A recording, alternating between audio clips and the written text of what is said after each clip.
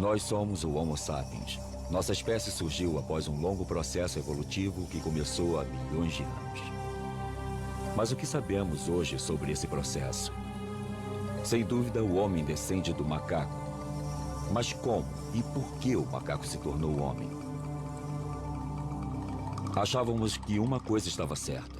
O macaco se ergueu sobre duas patas para sobreviver na savana. Assim, a adaptação ao meio ambiente era a força motriz da evolução. Mas hoje, numerosos fósseis começam a contradizer essa hipótese. Cientistas de várias áreas já estão chegando a uma conclusão diferente. A força motriz da evolução não é externa, mas interna ao ser humano. Uma nova teoria nasceu. Uma nova teoria que fala de uma história interna, de uma memória embutida, constantemente em ação dentro de nós. Nossas mandíbulas a confirmam. O Homo sapiens não é o fim da linha. Ainda estamos evoluindo. Mas estamos evoluindo para quê? Como será o Homo futurus, o homem que virá depois de nós? O homem do futuro.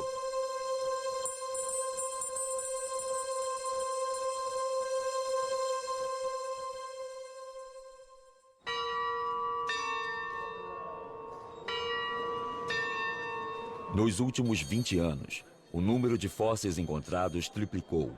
E o que revelam abala nossas convicções. A paleoantropologia está em polvorosa e toda reunião de especialistas acaba em um debate acalorado. Ao nosso redor conheciam o que nós chamamos de avaliação feita pelos pares. A teoria de que os macacos ficaram eretos em duas patas para se adaptar à savana está cada vez mais enfrentando fatos contraditórios. Todas as tendências apontam claramente para uma região talvez toda de floresta, no princípio, mas não simplesmente de floresta. Talvez um mosaico com grandes espaços abertos e também espaços de floresta. O aumento do número de descobertas torna o assunto confuso. Elas modificam o cenário e nos forçam a reconsiderar questões fundamentais. De onde nós viemos? Para onde nós vamos? Quem somos nós? Qual é a definição de vocês para a taxonomia hominídea? Para vocês, o que são características derivadas? Por hominídea, quero dizer o ramo humano, porque isso pode ser debatido.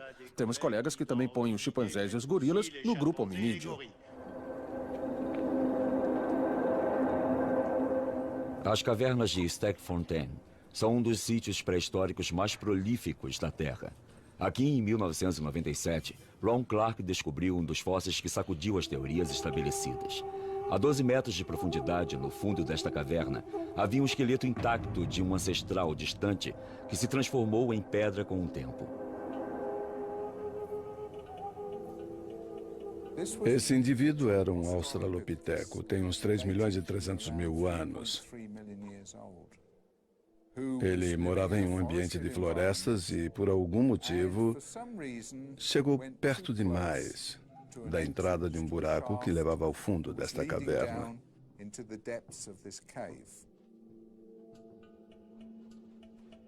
E ele não conseguiu sair.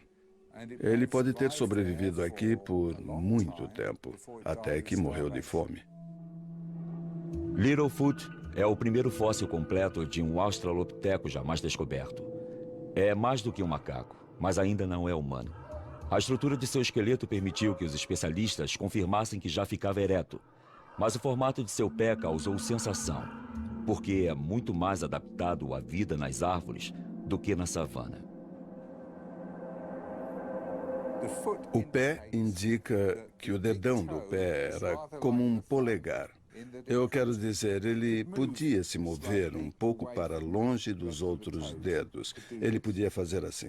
E isso também seria útil para ajudar o indivíduo a subir em árvores. Considerado um dos pioneiros da paleontologia moderna, Philip Tobias dirigiu pessoalmente as escavações em Stegfontein por mais de um quarto de século. Para ele, o pé de Littlefoot está longe de ser a única prova de que o australopiteco vivia principalmente na floresta. Se a gente olhar para todas as provas dos restos de animais, dos restos de plantas e dos hominídeos dos sítios do sul da África, do leste da África, eles apontam para um bioma uma massa viva de criaturas, plantas e animais que não estavam ajustados à savana, não estavam adaptados a ela. Ao contrário, percebemos que são criaturas, tanto as plantas quanto os animais, que seriam bem adaptadas à vida de uma floresta. Assim, nossos ancestrais já ficavam de pé sobre duas pernas enquanto ainda viviam na floresta. Ninguém teria imaginado que isso fosse possível, porque esse fato crucial destruiria a hipótese que dominou as ideias sobre a humanização durante quase 30 anos. Por 30 anos, o Vale da Fenda, no leste da África, foi considerado o criador da humanidade, pois lá foi encontrado o maior número de fósseis de australopitecos. Foi lá que Donald John Hanson e Yves Coppens descobriram Lucy em 1974. Na época, ela era nosso ancestral ereto mais antigo. A East Side Story, ou hipótese da savana, se tornou viável na teoria. Ela afirmava que uma divisão no Grande Vale da Fenda separou os grandes macacos em dois grupos. Um ficou no oeste, na floresta, mas no leste o outro grupo teve que se adaptar ao novo ambiente, a savana. Para sobreviver e avistar os predadores, esses macacos tinham que se erguer para enxergar acima do mato alto. Essa hipótese atraente dizia que a evolução era motivada pela adaptação ao ambiente, mas descobertas recentes a puseram completamente em dúvida. A hipótese da savana, que foi sustentada por todo este tempo, ela é do meu tempo de estudante. Está morta. A hipótese da savana está ultrapassada. Abra a janela e jogue a tal hipótese da savana fora. Ela já não é mais sustentável. Daí, se essa não é mais a razão pela qual ficamos de pé, se ela não explica isso, em que pé estamos? Nós voltamos à estaca zero. Nos idos de 1983, a paleontologista Anne Dumbicourt Malassé estava mesmo na estaca zero.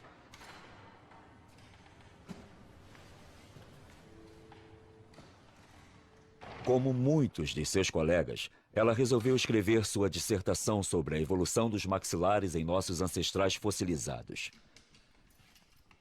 Sua pesquisa exigia que repetisse um certo gesto muitas e muitas vezes. Um gesto aparentemente trivial, mas que levou a uma descoberta espantosa. Ela virou os crânios de cabeça para baixo. Quando colocamos o maxilar de volta em seu lugar no crânio, assim, viramos o crânio e tentamos fazer uma comparação.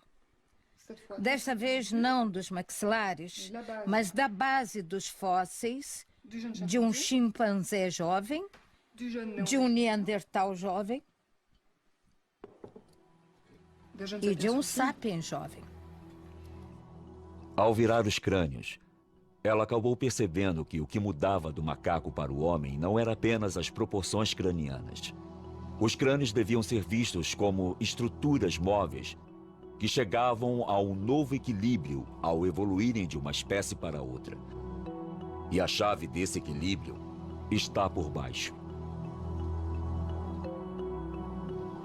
A novidade aqui foi perceber que, se a forma da mandíbula mudava, a forma da face mudava também.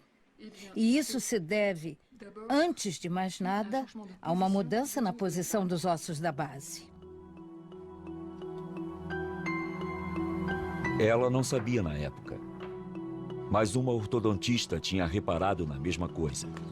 Quando uma criança sofre um desalinhamento nos dentes, o responsável é o desenvolvimento do crânio inteiro. Você atende adultos também? Não, eu só trato crianças. Ao colocar nas crianças aparelhos dentais que fazem pressão diretamente na base do crânio, Marie-Joseph Deyer consegue recuperar o equilíbrio e tem muito mais sucesso do que simplesmente alinhando os dentes. Nós tratamos crianças de 6 anos e mais jovens ainda do que isso, porque parece muito mais simples intervir nessa idade. Intervir diretamente no próprio osso, no desenvolvimento dele. Na Europa, 70% das crianças têm problemas com desalinhamento de dentes e maxilares. Nos Estados Unidos, 80%. No Japão, 95%. E esses números estão aumentando sempre. Cada uma está registrando, medindo e analisando esse fenômeno.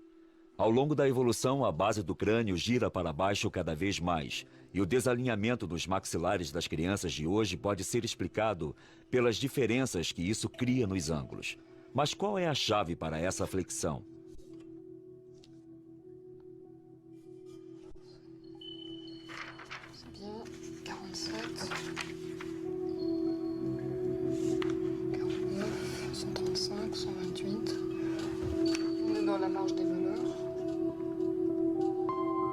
As duas chegaram à mesma conclusão. A base craniana, assim como o crânio inteiro, está organizada em torno de um único osso, o esfenoide. Se voltarmos atrás no nosso processo de desenvolvimento, o primeiro osso a ficar no lugar e que determina a posição dos outros em sua formação é o que chamamos de esfenoide. É o osso mais complexo e diferenciado no crânio. O esfenoide é um osso bem escondido no próprio centro do crânio. Ele tem uns 10 centímetros de largura, com uma forma de borboleta. Ele está no nível dos olhos, bem abaixo do cérebro. Este osso é o núcleo em volta do qual nosso crânio e depois nosso esqueleto tomam forma enquanto nos desenvolvemos. O osso esfenoide é o pilar central do nosso grande quebra-cabeças craniano. À frente dele está a região da fronte. Pelos lados, os ossos temporais e parietais. Por trás, tem uma série de ossos que se juntam à coluna vertebral e que determinam nossa postura trípode.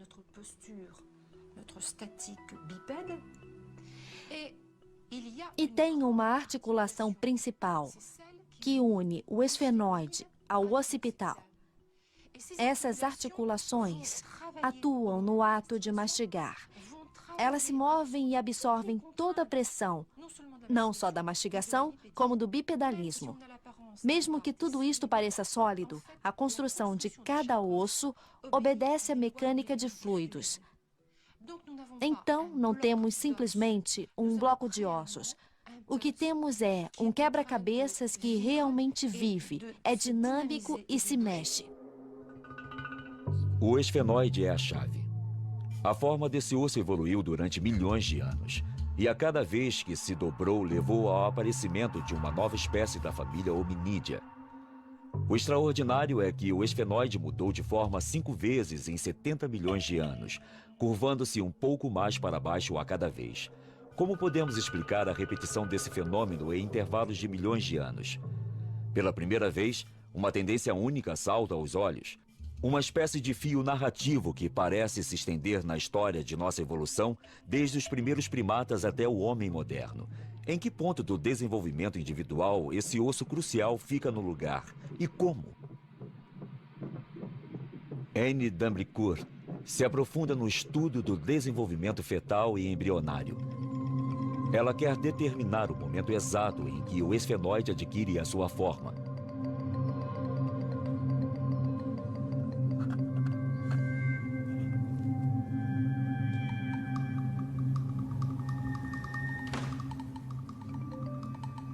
Ao examinar desde o período fetal e lendo tudo o que se escreveu, descreveu e publicou sobre isso e sobre a flexão da base, eu consegui localizar o momento em que o crânio se forma, em que a base craniana se forma.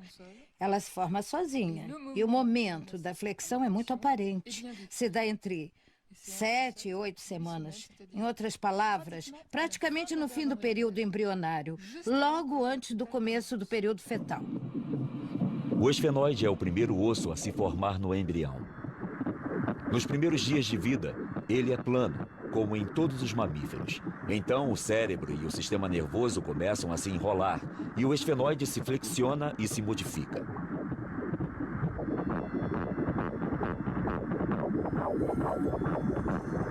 Estudando o desenvolvimento desse osso em diferentes espécies de primatas, Anne Dumbricurt descobriu exatamente a mesma flexão, ainda que bem menor em outras espécies do que no homem.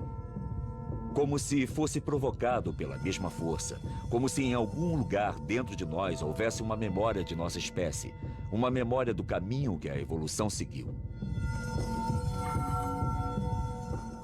É óbvio que existe uma memória embutida agindo, porque se não existisse essa flexão na base, que é o mais importante, não continuaria acontecendo.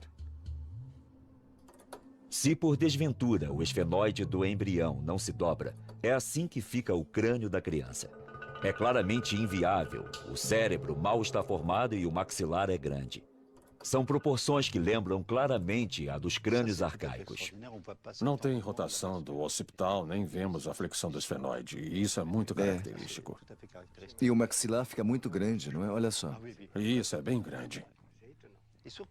Especialmente o maxilar superior, uma estrutura muito primitiva. Sim, isto é muito característico. É um pequeno e interessante resumo da evolução humana. Se a memória deste processo tem sido transmitida por milhões de anos, então deve estar em algum lugar dentro de nós. A força motriz de nossa evolução não é externa. Parece haver uma lógica embutida agindo. De fato, nosso processo evolutivo é uma história interna que levou nossos ancestrais de há 70 milhões de anos em direção ao homem de hoje e que está nos levando em direção ao homem de amanhã. É realmente uma história interna. O meio externo só começa a agir depois. É uma influência secundária. Então, obviamente, o que se conclui desta nova abordagem, depois de mais de 20 anos, é que o ambiente tem uma influência, mas é insuficiente. Anne Dumbricurt está reunindo medições para tentar chegar a uma fórmula matemática que seja responsável pela flexão da base craniana nesses milhões de anos. Ela tenta determinar os momentos sucessivos da evolução hominídea em que o esfenoide girou. As asas do esfenoide, as pequenas asas e as grandes asas que se projetam para os lados. Professor Olá, Tobias. como está você? Bem-vinda, bem-vinda. Estou tão feliz. É maravilhoso ter você vê-lo. aqui, te encontrar de novo. Seja muito bem-vinda, Joanesburgo. Eu que agradeço, é um prazer repartir essas coisas com você. Philip Tobias sempre apoiou Anne e a encorajou em seu trabalho. Hoje ele deu a ela acesso à sua coleção completa. Um tesouro raro que é fruto de uma vida inteira de pesquisas. Pode dar uma olhada aqui, olha. O conidial é convexo, Sim. não côncavo. É um conidial muito grande para o hominídeo primevo. Sim. 3,5 milhões de anos de história estão nesta mesa. Fósseis de hominídeos que Anne pode gerar e examinar como quiser para medir a flexão de sua base. Pode dar uma olhada. Isto é como montar um quebra-cabeças. Você percorreu um longo caminho desde aqueles dias. E vai me desculpar por dizer isso, mas ainda falta um bocado de caminho. Ela levou 10 anos de pesquisa ao redor do globo para conseguir descrever com exatidão as transformações do esfenoide no tempo. Mas o que descobriu confirmou seu pressentimento. A evolução hominídea não ocorreu gradualmente, mas em grandes estágios. Os períodos de estabilidade entre cada flexão da base ficaram cada vez mais curtos. E a cada vez que o esfenoide continuava seu movimento, era dado um passo no processo de hominização. A história contada pelas flexões sucessivas do esfenoide é a história das grandes mutações que levaram ao homem. Esta é a nossa história. Então temos aqui a história incrível dos mamíferos. A base do crânio é plana. Daí começa a se dobrar e parece não poder parar uma vez que o processo começou.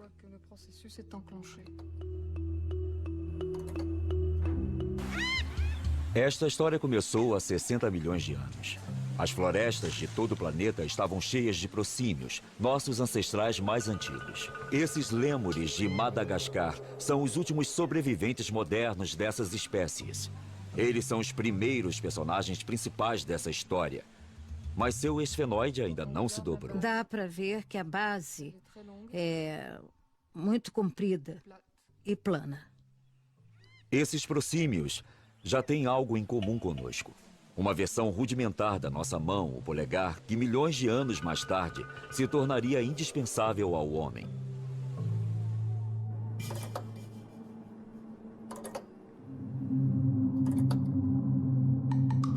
Há 40 milhões de anos, o esfenoide se dobra para baixo pela primeira vez, provocando a primeira grande mutação da nossa história. Este fenômeno não é encontrado em nenhuma outra grande família além da nossa. O que se vê imediatamente é que o crânio não é mais plano. Nos símios, existe uma ligeira flexão na base. Esta é a aparência dos macacos. Centenas de espécies que por 40 milhões de anos povoaram as florestas do planeta todo. Essa mutação, como as que vieram depois, deu origem a novas capacidades. E com ela, os olhos mudaram totalmente de posição para ficarem bem de frente. Isso possibilitou a visão estereoscópica. Esse é um ponto crucial. O tempo parece se contrair. As grandes mutações da hominização começam a ocorrer cada vez mais juntas, como se um relógio interno tivesse começado a andar cada vez mais depressa. Pode-se observar que, pela segunda vez, ocorre uma deformação no esfenoide. O crânio inteiro se desenvolve em torno de uma base que está mais dobrada. O cérebro se torna mais complexo, o rosto menos prognato. Esta é a aparência dos grandes macacos. Eles também ocupam o planeta todo. Havia dúzias de espécies, mas apenas 4 sobreviveram até a era moderna. Os chimpanzés, os gorilas, os orangotangos e os bonobos. Hoje são nossos primos vivos mais próximos. Compartilhamos mais de 98% de nossos genes com eles. A flexão de seu esfenoide permitiu que um cérebro mais complexo se desenvolvesse. Eles usam ferramentas, pensamento estratégico e mostram sinais de consciência, além de um certo senso de humor. Aí pode ter sido o início de que as primeiras demonstrações rudimentares de que uma propensão ou uma capacidade cultural anunciavam sua presença.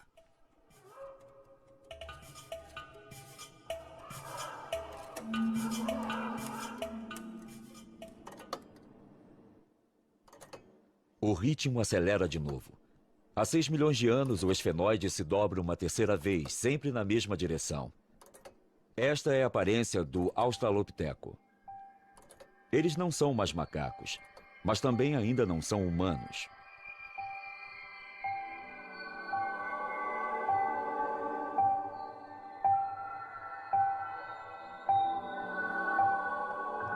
Eles nunca apoiavam o peso nos membros dianteiros, diferentemente dos grandes macacos. Já tinham uma certa verticalidade, embora não como nós. A base de sustentação deles era diferente da nossa, então eles ainda não ficavam muito firmes e, quando caminhavam, ainda não tinham o senso de balanço bípede do homem moderno.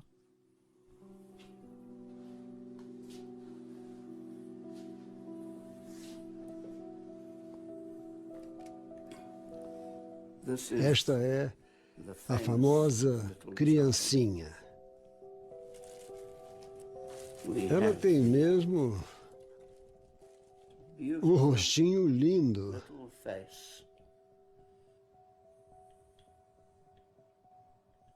Uma articulação perfeita. E voilá! O cérebro. O fóssil de Taung é um dos fósseis de Australopiteco mais preciosos. Esta maravilha tem 2.300.000 anos. Ela inclui o único fóssil já descoberto de um cérebro. Tem um volume de 500 centímetros cúbicos, muito menos do que o dos nossos, mas é mais complexo do que de um macaco. Esse desenvolvimento foi possível por causa de uma nova posição de seu O cérebro esfenoide. era a chave. Então, não só eles tinham esta mão que podia manipular ferramentas, como tinham um cérebro que dizia a eles o que fazer com ela. E um cérebro que dizia a eles como evitar um confronto com carnívoros. Então, eles se valiam de sua esperteza, de seu cérebro e da cultura que estavam desenvolvendo. Armado desses novos talentos, o Australopiteco se aventurou nas savanas vizinhas, provavelmente para caçar. Mas por outros 2 ou 3 milhões de anos, seu habitat foi a floresta e ele continuava a buscar refúgio nas árvores à noite. Talvez eles dormissem nas árvores por segurança, porque os leopardos geralmente não sobem em árvores altas, como os gorilas fazem hoje em dia e como os chimpanzés também fazem. Esse parece ser um novo tipo de paradigma para a verticalidade.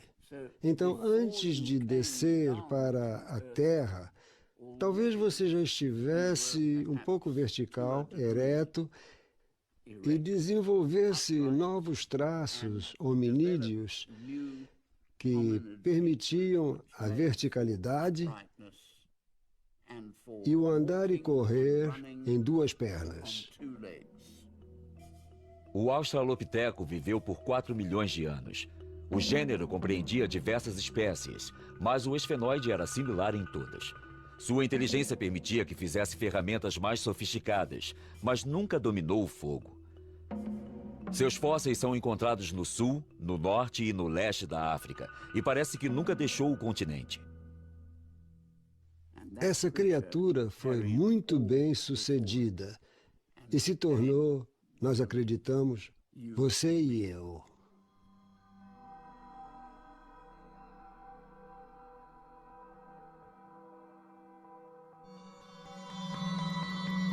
Há 2 milhões de anos, houve uma 4ª contração do tempo. O esfenoide se dobra e nossos ancestrais ficam ainda mais eretos.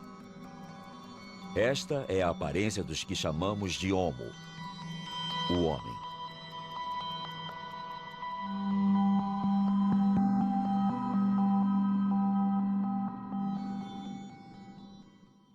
Sua pelve é diferente. As proporções de seus membros são diferentes. O homem é um caminhante, um corredor. Há um novo balanço bipedal, um novo desenvolvimento psicomotor e, de novo, o mesmo padrão. A base do crânio tem um esfenoide que girou ainda mais. A coisa que muda com a primeira ocorrência do Homo é a aparição da linguagem. A nova posição de seu esfenoide aumentou ainda mais a complexidade do cérebro desses primeiros homens.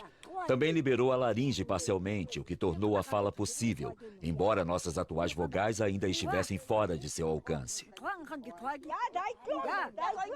Essas mulheres são os últimos humanos que falam Khoisan, a linguagem dos bosquímanos. Foneticamente falando, é uma das linguagens mais ricas do mundo.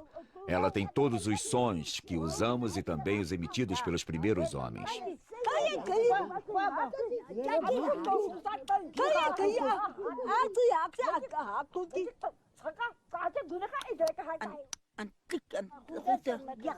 Tem um leque completo de estalos altamente desenvolvidos feitos com a língua e a boca, que substituíam as vogais na época. Tem o estalo dental, o estalo lateral, o do palato superior, o palatal, e o bilabial, específico apenas desta língua.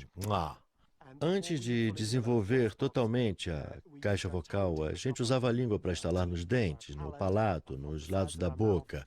E isso não exigia vogais. Assim, você podia fazer distinções em uma linguagem bastante primitiva, usando esses sons contrastantes.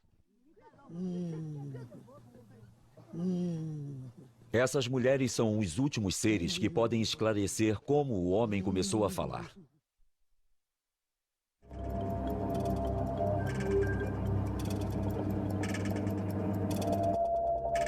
Há 160 mil anos, o relógio tocou de novo. O esfenoide se dobra uma 5ª vez.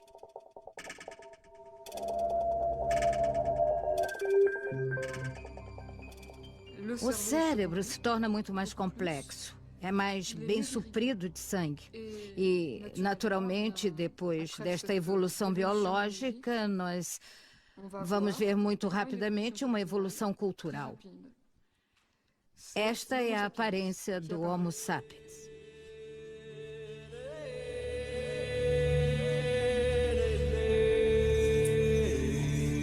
É o advento do pensamento abstrato. A ferramenta de pedra não é mais apenas útil. Às vezes, também é um objeto de valor. A arte começa a aparecer em superfícies de pedra ao redor do mundo. A pergunta é: este foi o primeiro rudimento da escrita? Isso nos aconteceu muito recentemente, mas acredito que eles falavam nisso muito tempo antes de começarem a fazer mesmo.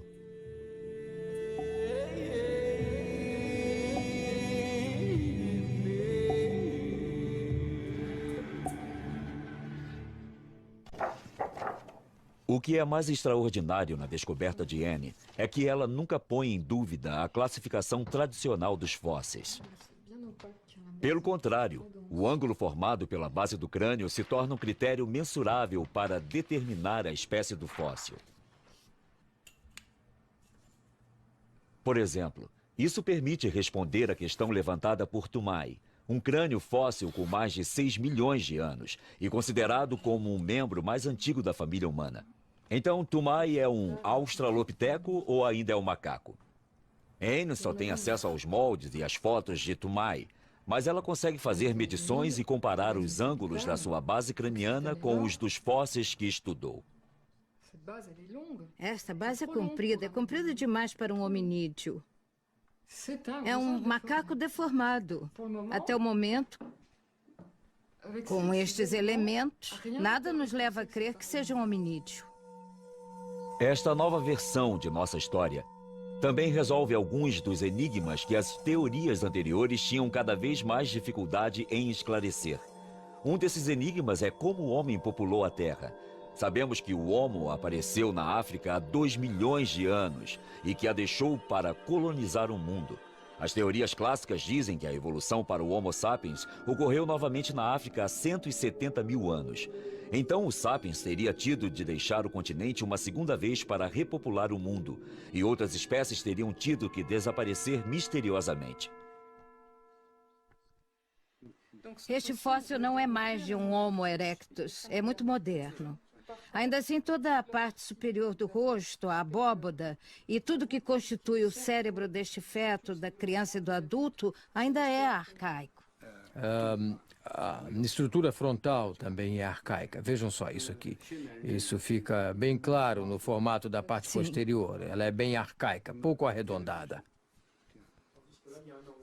Também acho que é uma indicação bastante clara. Não só por essa forma, mas também por este ângulo.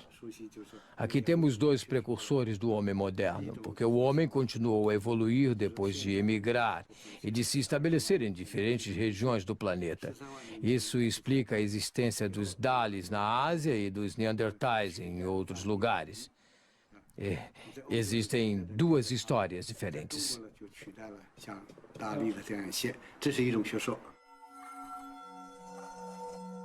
Os Dalis fornecem provas de que o homem arcaico evoluiu para o sapiens simultaneamente em diferentes partes do mundo. Isso poderia dizer que não houve apenas um, mas diversos locais de origem da humanidade moderna? Marie-Joseph Deuillet também foi à China, onde suas observações das diferenças entre as estruturas cranianas das crianças chinesas e europeias a levaram a tirar a mesma conclusão. Em Pequim, vimos crianças mais velhas que pareciam ter a mesma malformação, mas foram tratadas em tempo recorde. Isso não pode ser explicado pelos aparelhos e procedimentos usados. É mais provável que haja alguma diferença na estrutura e no desenvolvimento do crânio que as torna mais fáceis de tratar.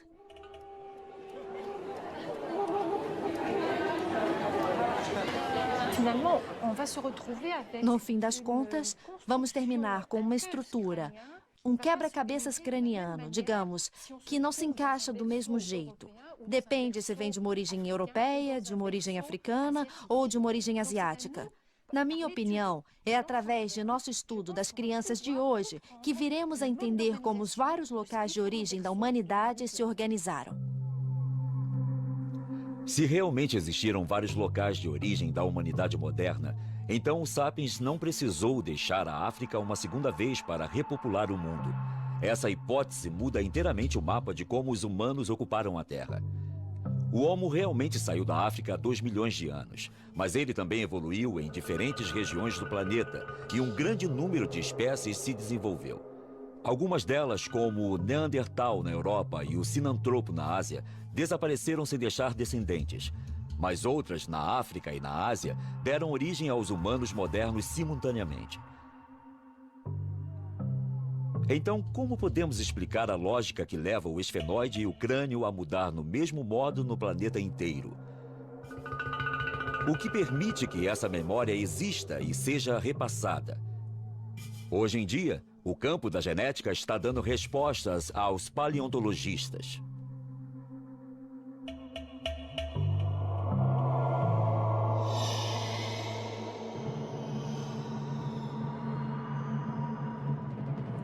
Existe uma causa recorrente e essa causa é genética. Quer dizer que está programada, é hereditária. Podemos localizá-la, está gravada, é interna, é transmissível. Está claro que a estrutura do cérebro e as contrações faciais são, sem dúvida, controladas por genes reguladores, ou genes arquitetos. São genes OXs, ou genes homeoboxes, como são chamados, que são genes que regulam e controlam o desenvolvimento embrionário individual. Este é o axolotl, uma pequena salamandra aquática encontrada no México. Esta criatura permitiu que os cientistas elucidassem o papel dos genes reguladores. Ao injetar um hormônio que estimula um determinado gene desse tipo, o desenvolvimento do axolotl pode ser significativamente alterado. Em poucos dias, as guelras dos 2 lados da cabeça começam a encolher. Encolhem cada vez mais e desaparecem.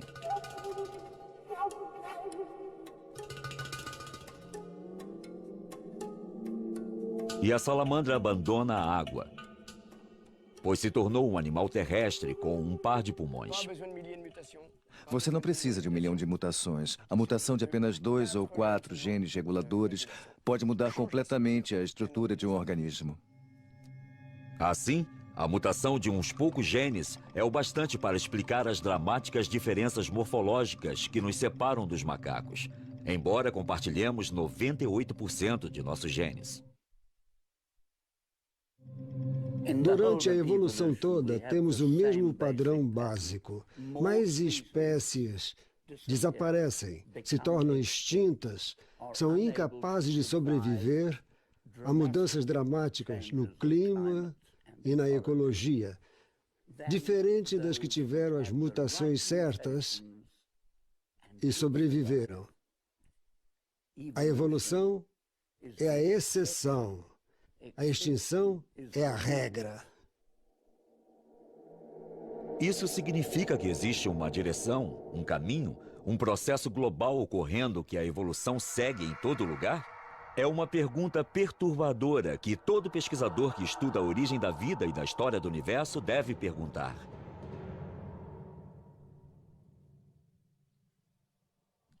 Estou convencido de que a história da vida se deu do mesmo modo como a simples matéria inerte evoluiu para a mais complicada. A melhor prova que temos é que todos os fósseis dos primeiros 3 bilhões de anos são unicelulares. E que temos que esperar até o 4º bilhão para achar fósseis pluricelulares. Criaturas vivas que eram multicelulares. E a regra geral do nosso universo está escrita tanto na terra quanto no céu, na história da vida e na história do homem. Portanto, há regras gerais, como a da complexidade crescente que regula o universo, a matéria e a vida. São leis que operam no meio das mudanças e que determinam a história humana, assim como a do nosso universo.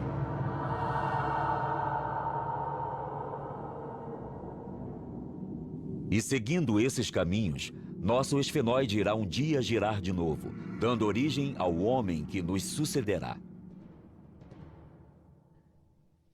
Não existe motivo para o processo parar no Sapiens. Temos razões para crer que, em mais alguns milhares de anos, não sabemos exatamente quantos, mas podemos ter certeza de que as populações vão evoluir simultaneamente, ao mesmo tempo. A verticalização da face, o arredondamento da parte posterior do crânio, a redução da mandíbula e dos pomos da face são tendências que vêm de longe no passado e que vão continuar. Em 1 milhão de anos, se a Terra não tiver explodido, nós teremos crânios extremamente altos e extremamente redondos, com mandíbulas extremamente pequenas. Os cientistas predizem que nossos cérebros vão ficar ainda mais complexos. Será que esse homem com uma testa grande partirá para descobrir novos mundos, como fizeram seus ancestrais? Será que o Homo Futurus será o extraterrestre da nossa imaginação?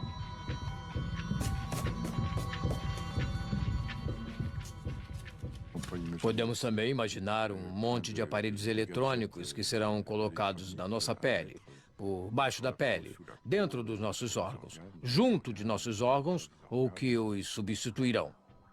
Pela primeira vez desde que a vida começou, uma criatura, o ser humano, pode ser capaz de influir em sua própria evolução. Com o poder que a ciência deu ao homem para intervir no âmago de suas próprias células, ele tentará dirigir o rumo de sua história interna? O Sapiens dará ao Homo Futurus tempo suficiente para sucedê-lo? Se o homem não conseguir controlar sua população e salvar os recursos do planeta, ele arrisca se extinguir, o que significa que o mundo se tornará de novo o que realmente é, ou seja, um mundo de bactérias, artrópodes e insetos. Também podemos esperar que esses humanos tenham uma consciência de seu lugar de origem, que não será mais a África, mas o planeta. E o que ele fizer com esse cérebro, que será fundamental para a sua sobrevivência e sua adaptação. Essa é a mensagem verdadeira da evolução humana, a de ensinar às crianças a linguagem humana, ensinar às crianças os mecanismos da sobrevivência e ensinar a elas as mensagens dos rituais e dos espíritos, do espiritual, que se tornaram e se tornam ainda muito mais importantes na sobrevivência do homem. Aí está o futuro.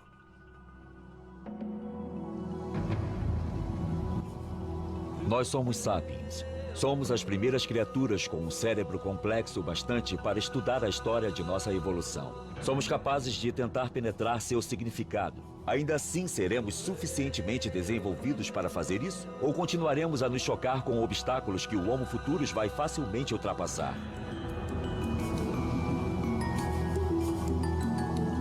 Versão brasileira Audiocorp.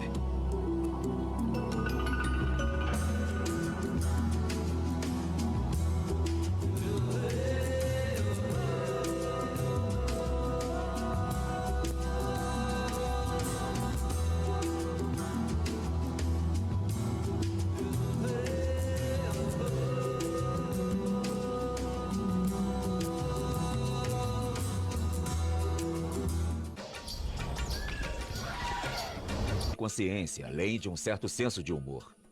Aí pode ter sido o início de que as primeiras demonstrações rudimentares de que uma propensão ou uma capacidade cultural anunciavam sua presença.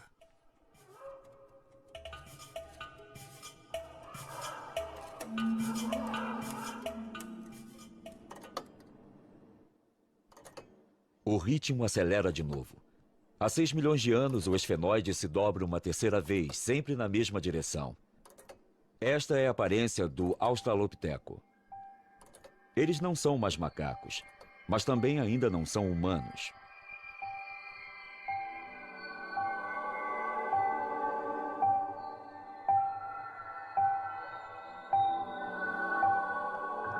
Eles nunca apoiavam o peso nos membros dianteiros, diferentemente dos grandes macacos. Já tinham uma certa verticalidade, embora não como nós. A base de sustentação deles era diferente da nossa, então eles ainda não ficavam muito firmes e, quando caminhavam, ainda não tinham o senso de balanço bípede do homem moderno.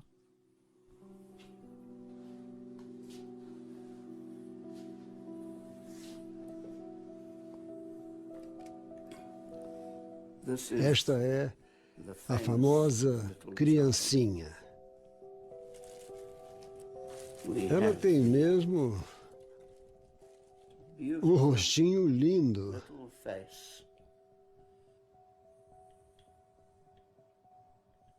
Uma articulação perfeita. E voilá! O cérebro. O fóssil de Taung é um dos fósseis de Australopiteco mais preciosos. Esta maravilha tem 2 milhões e 300 mil anos. Ela inclui o único fóssil já descoberto de um cérebro.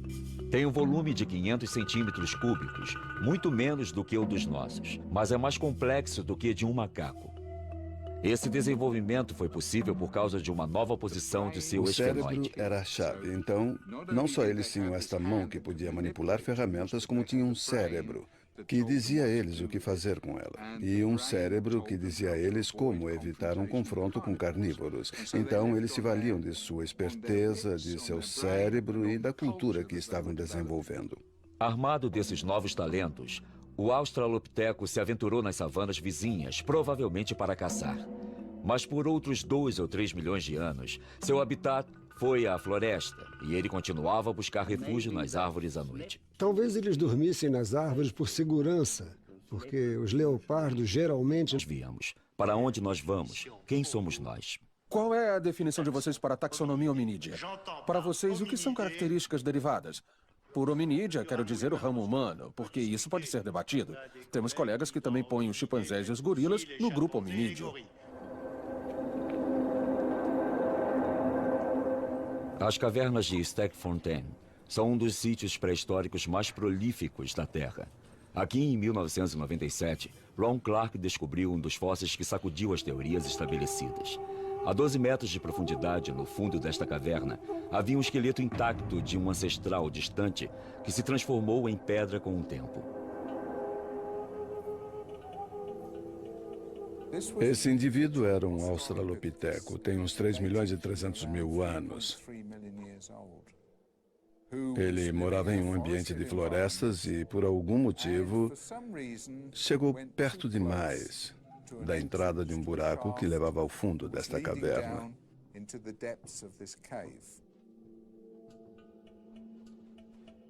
E ele não conseguiu sair. Ele pode ter sobrevivido aqui por muito tempo, até que morreu de fome. Littlefoot é o primeiro fóssil completo de um australopiteco jamais descoberto. É mais do que um macaco, mas ainda não é humano. A estrutura de seu esqueleto permitiu que os especialistas confirmassem que já ficava ereto, mas o formato de seu pé causou sensação, porque é muito mais adaptado à vida nas árvores do que na savana. O pé indica que o dedão do pé era como um polegar. Eu quero dizer, ele podia se mover um pouco para longe dos outros dedos. Ele podia fazer assim. E isso também seria útil para ajudar o indivíduo a subir em árvores. Considerado um dos pioneiros da paleontologia moderna, Philip Tobias dirigiu pessoalmente as escavações em Stegfontein por mais de um quarto de século. Para ele, o pé de Littlefoot está longe de ser a única prova de que o australopiteco vivia principalmente na floresta. Se a gente olhar para todas as provas dos restos de animais, dos restos de plantas e dos hominídeos dos sítios do sul da África, do leste da África, eles apontam para um bioma, uma massa viva de criaturas, plantas e animais que não estavam ajustados à savana, não estavam adaptados a ela.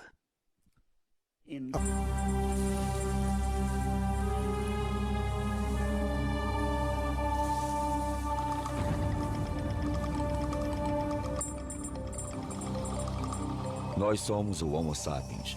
Nossa espécie surgiu após um longo processo evolutivo que começou há milhões de anos. Mas o que sabemos hoje sobre esse processo? Sem dúvida, o homem descende do macaco. Mas como e por que o macaco se tornou homem? Achávamos que uma coisa estava certa. O macaco se ergueu sobre duas patas para sobreviver na savana. Assim, a adaptação ao meio ambiente era a força motriz da evolução. Mas hoje, numerosos fósseis começam a contradizer essa hipótese. Cientistas de várias áreas já estão chegando a uma conclusão diferente. A força motriz da evolução não é externa, mas interna ao ser humano. Uma nova teoria nasceu. Uma nova teoria que fala de uma história interna, de uma memória embutida, constantemente em ação dentro de nós. Nossas mandíbulas a confirmam. O Homo sapiens não é o fim da linha. Ainda estamos evoluindo. Mas estamos evoluindo para quê? Como será o Homo futurus, o homem que virá depois de nós? O homem do futuro.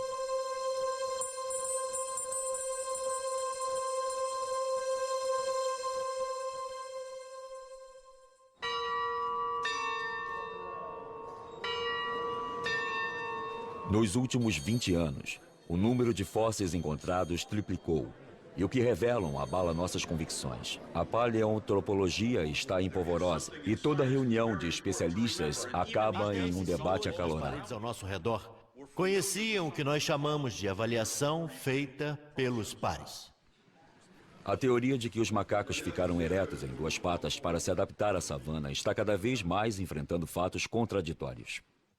Todas as tendências apontam claramente para uma região talvez toda de floresta, no princípio, mas não simplesmente de floresta. Talvez um mosaico com grandes espaços abertos e também espaços de floresta. O aumento do número de descobertas torna o assunto confuso. Elas modificam o cenário e nos forçam a reconsiderar questões fundamentais. De onde nós viemos? Para onde nós vamos? Quem somos nós? Qual é a definição de vocês para a taxonomia hominídea? Para vocês, o que são características derivadas? Por hominídea, quero dizer o ramo humano, porque isso pode ser debatido. Temos colegas que também põem os chimpanzés e os gorilas no grupo hominídeo. As cavernas de Stegfontein são um dos sítios pré-históricos mais prolíficos da Terra. Aqui, em 1997, Ron Clark descobriu um dos fósseis que sacudiu as teorias estabelecidas. Você atende adultos também? Não, eu só trato crianças. Ao colocar nas crianças aparelhos dentais que fazem pressão diretamente na base do crânio, Marie-Joseph Deyer consegue recuperar o equilíbrio e tem muito mais sucesso do que simplesmente alinhando os dentes. Nós tratamos crianças de 6 anos e mais jovens ainda do que isso, porque parece muito mais simples intervir nessa idade. Intervir diretamente no próprio osso, no desenvolvimento dele. Na Europa, 70% das crianças têm problemas com desalinhamento de dentes e maxilares. Nos Estados Unidos, 80%. No Japão, 95%. E esses números estão aumentando sempre. Cada uma está registrando, medindo e analisando esse fenômeno. Ao longo da evolução, a base do crânio gira para baixo cada vez mais, e o desalinhamento dos maxilares das crianças de hoje pode ser explicado pelas diferenças que isso cria nos ângulos. Mas qual é a chave para essa flexão?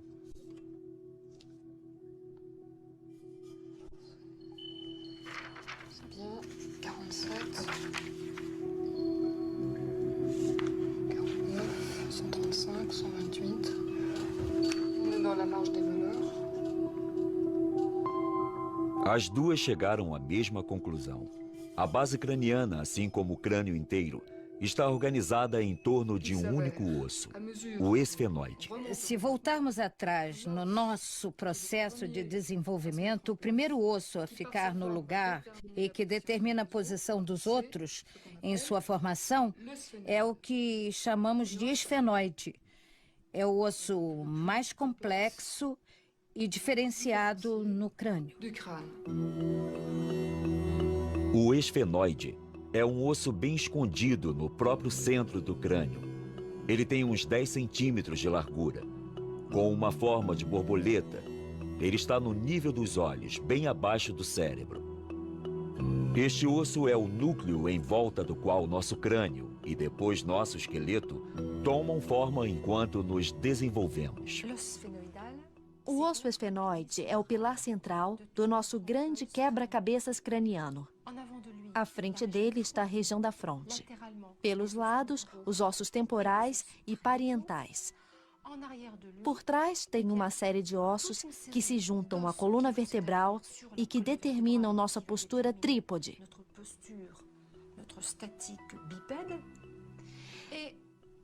E tem uma articulação principal que une o esfenoide ao occipital. Essas Ásia e dos Neandertais em outros lugares. Existem duas histórias diferentes.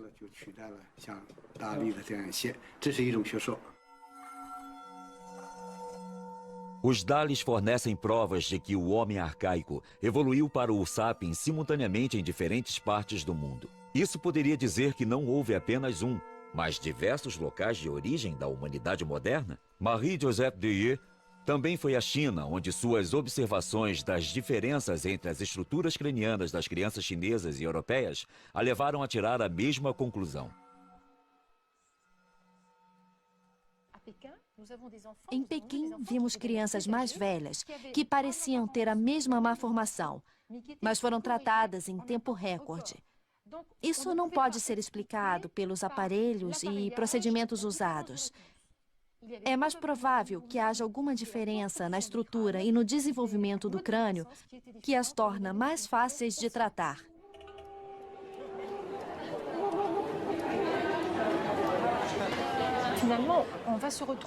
No fim das contas, vamos terminar com uma estrutura, um quebra-cabeças craniano, digamos, que não se encaixa do mesmo jeito. Depende se vem de uma origem europeia, de uma origem africana ou de uma origem asiática. Na minha opinião, é através de nosso estudo das crianças de hoje que viremos a entender como os vários locais de origem da humanidade se organizaram. Se realmente existiram vários locais de origem da humanidade moderna, então o Sapiens não precisou deixar a África uma segunda vez para repopular o mundo. Essa hipótese muda inteiramente o mapa de como os humanos ocuparam a Terra. O Homo realmente saiu da África há 2 milhões de anos, mas ele também evoluiu em diferentes regiões do planeta e um grande número de espécies se desenvolveu. Algumas delas, como o Neandertal na Europa e o Sinantropo na Ásia, desapareceram sem deixar descendentes. Mas outras, na África e na Ásia, deram origem aos humanos modernos simultaneamente. Então, como podemos explicar a lógica que leva o esfenoide e o crânio a mudar no mesmo modo no planeta inteiro? O que permite que essa memória exista e seja repassada? Hoje em dia, o campo da genética está dando respostas aos paleontologistas.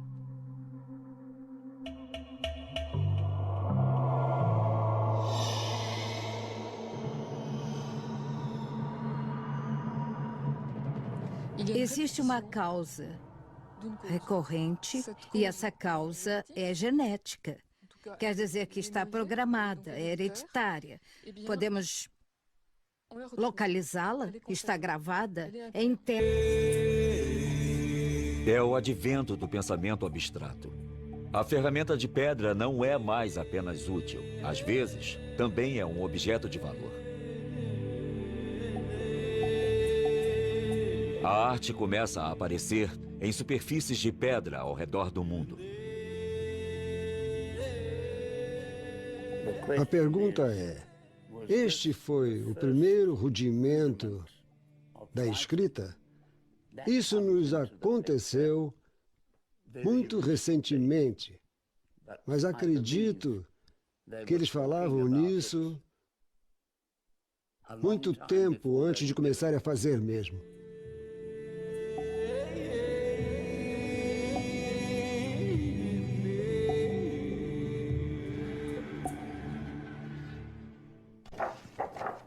O que é mais extraordinário na descoberta de Anne é que ela nunca põe em dúvida a classificação tradicional dos fósseis. Pelo contrário, o ângulo formado pela base do crânio se torna um critério mensurável para determinar a espécie do fóssil.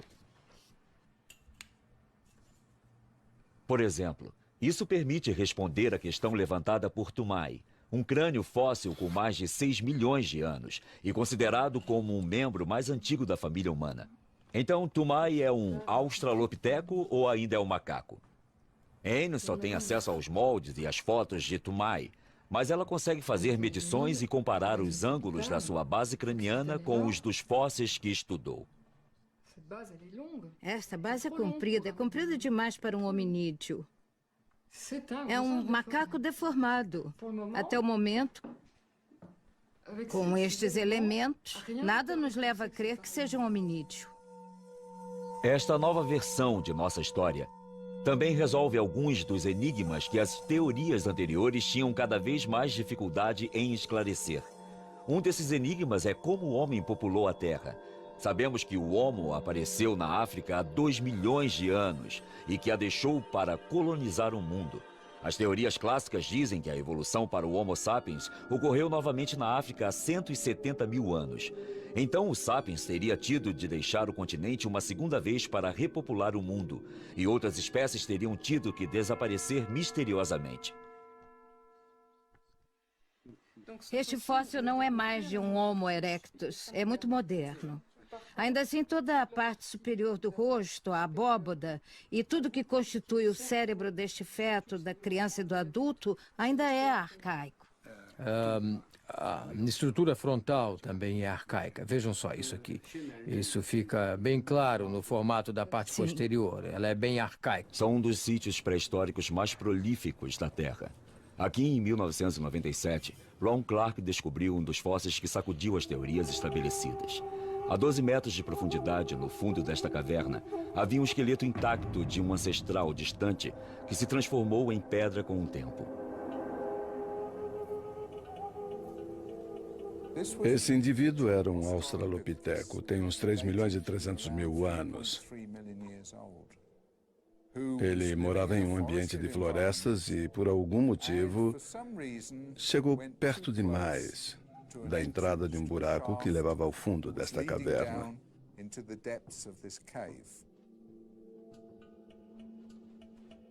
E ele não conseguiu sair. Ele pode ter sobrevivido aqui por muito tempo, até que morreu de fome. Littlefoot é o primeiro fóssil completo de um australopiteco jamais descoberto. É mais do que um macaco, mas ainda não é humano. A estrutura de seu esqueleto permitiu que os especialistas confirmassem que já ficava ereto, mas o formato de seu pé causou sensação, porque é muito mais adaptado à vida nas árvores do que na savana. O pé indica que o dedão do pé era como um polegar. Eu quero dizer, ele podia se mover um pouco para longe dos outros dedos. Ele podia fazer assim. E isso também seria útil para ajudar o indivíduo a subir em árvores. Considerado um dos pioneiros da paleontologia moderna, Philip Tobias dirigiu pessoalmente as escavações em Sterkfontein por mais de um quarto de século. Para ele, o pé de Littlefoot está longe de ser a única prova de que o australopiteco vivia principalmente na floresta. Se a gente olhar para todas as provas dos restos de animais, dos restos de plantas e dos hominídeos dos sítios do sul da África, do leste da África, Eles apontam para um bioma, uma massa viva de criaturas, plantas e animais que não estavam ajustados à savana, não estavam adaptados a ela.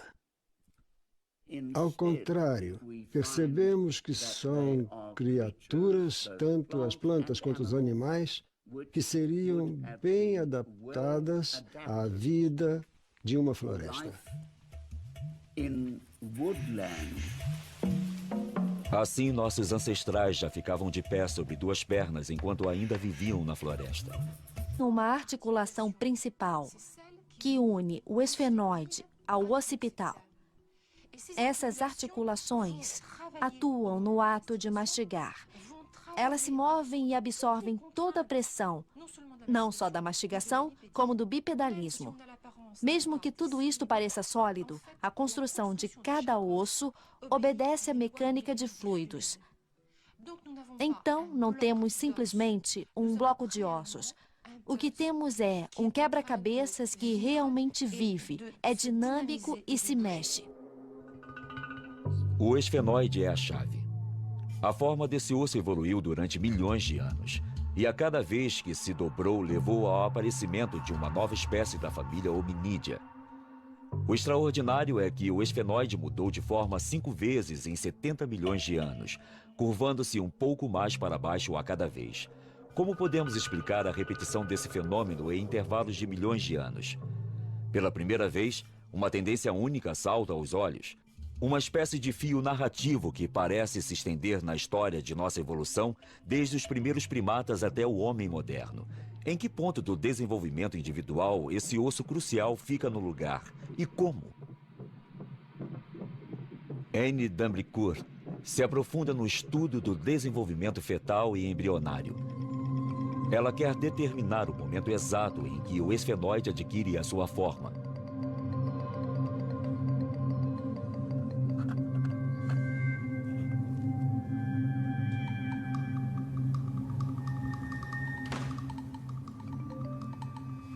Ao examinar desde o período fetal e lendo tudo o que se escreveu, descreveu e publicou sobre isso e sobre a flexão da base, eu consegui localizar o momento em que o crânio se forma, em que a base craniana se forma.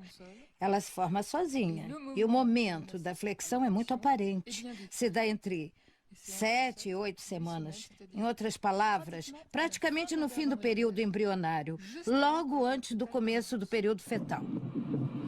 O esfenoide é o primeiro osso a se formar no embrião. Nos primeiros dias de vida, ele é plano, como em todos os mamíferos. Então, o cérebro e o sistema nervoso começam a se enrolar e o esfenoide se flexiona e se modifica.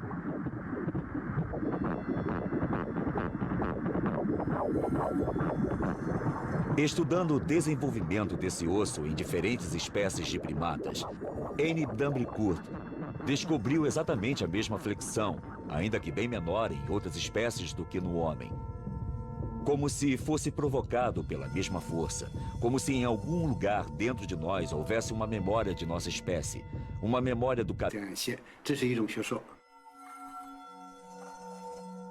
Os Dalis fornecem provas de que o homem arcaico evoluiu para o sapiens simultaneamente em diferentes partes do mundo. Isso poderia dizer que não houve apenas um, mas diversos locais de origem da humanidade moderna? Marie-Joseph Deye também foi à China, onde suas observações das diferenças entre as estruturas cranianas das crianças chinesas e europeias a levaram a tirar a mesma conclusão.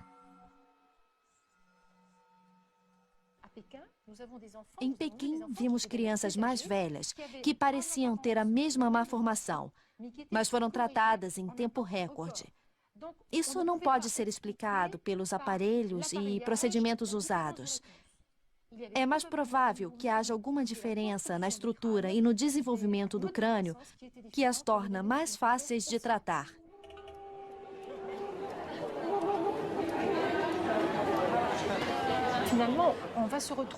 No fim das contas, vamos terminar com uma estrutura um quebra-cabeças craniano, digamos, que não se encaixa do mesmo jeito. Depende se vem de uma origem europeia, de uma origem africana ou de uma origem asiática. Na minha opinião, é através de nosso estudo das crianças de hoje que viremos a entender como os vários locais de origem da humanidade se organizaram. Se realmente existiram vários locais de origem da humanidade moderna, então o Sapiens não precisou deixar a África uma segunda vez para repopular o mundo. Essa hipótese muda inteiramente o mapa de como os humanos ocuparam a Terra. O Homo realmente saiu da África há 2 milhões de anos, mas ele também evoluiu em diferentes regiões do planeta e um grande número de espécies se desenvolveu. Algumas delas, como o Neandertal na Europa e o Sinantropo na Ásia, desapareceram sem deixar descendentes. Mas outras, na África e na Ásia, deram origem aos humanos modernos simultaneamente. Então, como podemos explicar a lógica que leva o esfenoide e o crânio a mudar no mesmo modo no planeta inteiro? O que permite que essa memória exista e seja repassada? Hoje em dia, o campo da genética está dando respostas aos paleontologistas.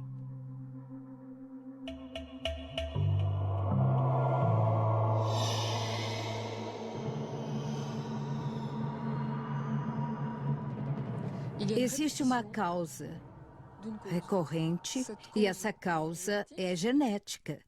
Quer dizer que está programada, é hereditária. Podemos localizá-la, está gravada, é interna, é transmissível. Está claro que a estrutura do cérebro e as contrações faciais são... Se por desventura o esfenoide do embrião não se dobra, é assim que fica o crânio da criança. É claramente inviável. O cérebro mal está formado e o maxilar é grande. São proporções que lembram claramente a dos crânios arcaicos. Não tem rotação do occipital, nem vemos a flexão do esfenoide. E isso é muito característico. E o maxilar fica muito grande, não é? Olha só. Isso é bem grande. Especialmente o maxilar superior, uma estrutura muito primitiva. Sim, isto é muito característico. É um pequeno e interessante resumo da evolução humana. Se a memória deste processo tem sido transmitida por milhões de anos, então deve estar em algum lugar dentro de nós. A força motriz de nossa evolução não é externa. Parece haver uma lógica embutida agindo. De fato, nosso processo evolutivo é uma história interna que levou nossos ancestrais de há 70 milhões de anos em direção ao homem de hoje e que está nos levando em direção ao homem de amanhã. É realmente uma história interna. O meio externo só começa a agir depois. É uma influência secundária. Então, obviamente, o que se conclui desta nova abordagem, depois de mais de 20 anos, é que o ambiente tem uma influência, mas é insuficiente. Anne d'Ambricourt está reunindo medições para tentar chegar a uma fórmula matemática que seja responsável pela flexão da base craniana nesses milhões de anos. Ela tenta determinar os momentos sucessivos da evolução hominídea em que o esfenoide girou. As asas do esfenoide, as pequenas asas e as grandes asas que se projetam para os lados. Professor Olá, Tobias. como está você? Bem-vinda, bem-vinda. Estou tão feliz. É maravilhoso ter você vê-lo. aqui, te encontrar de novo. Obrigada. Seja muito bem-vinda, Joanesburgo. Eu que agradeço, é um prazer repartir essas coisas com você. Philip Tobias sempre apoiou Anne e a encorajou em seu trabalho. Hoje ele deu a ela acesso à sua coleção completa. Um tesouro raro que é fruto de uma vida inteira de pesquisas. Pode dar uma olhada aqui. Olha.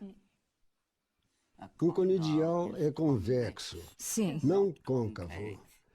É um conidial muito grande para o hominídeo primevo. Sim. 3,5 milhões de anos de história estão nesta mesa. Fósseis de hominídeos que Anne pode gerar e examinar como quiser para medir a flexão de sua base. Pode dar uma olhada.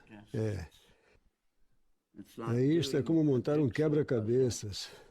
Você percorreu um longo caminho desde aqueles dias. E vai me desculpar por...